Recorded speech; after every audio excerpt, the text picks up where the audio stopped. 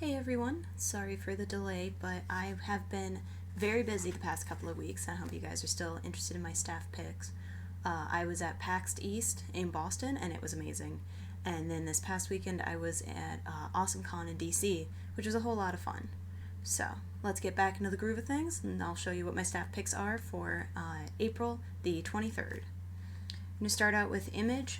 I don't have very many this week, so this is my only Image book that I'm really reading right now. Ghosted, still great, still really cool. Josh is really killing it with the story. I'm a big fan of what he's doing. This is probably my favorite issue of this particular story arc. It starts tying everything together, all the loose ends are coming together. Definitely really cool to see what he's doing with that story arc. Moving on to Marvel, we have What If Age of Ultron. So I never read any of the Age of Ultron books. I never really felt the need to. I'm not a big fan of following the Marvel events. But the What If Age of Ultron I picked up, and I'm a big fan of what ifs. I'm a big fan of the alternate universes.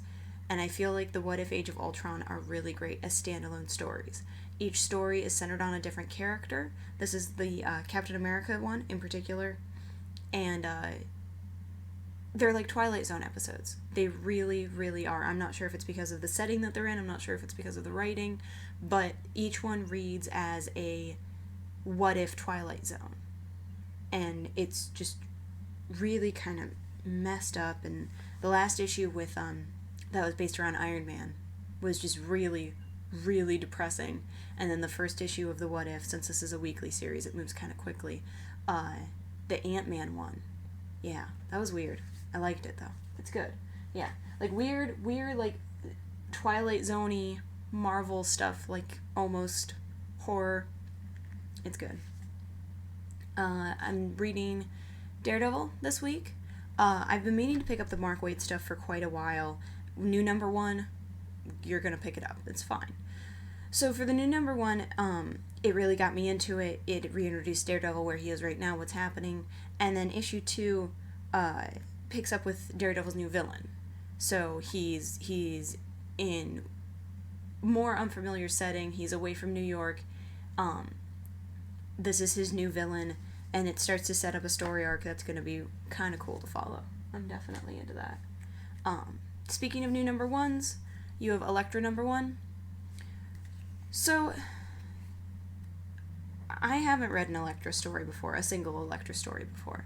I haven't read much Daredevil before. So I'm going off what I know from the characters, and it's an interesting story. I'm excited to see what happens in issue 2, but I'm mainly in it for the artwork. Like, this is another, the way that they're doing it with Black Widow, where the story is interesting, but you're reading it for the artwork, which unfortunately is kind of the opposite effect that we're having with She-Hulk, which is a real shame because that story is amazing. I just wish the art was a little bit better. I think it's really cool. Definitely a cool number 1. I'm going to have to Google some stuff. I'm going to have to figure out what's happening with her character.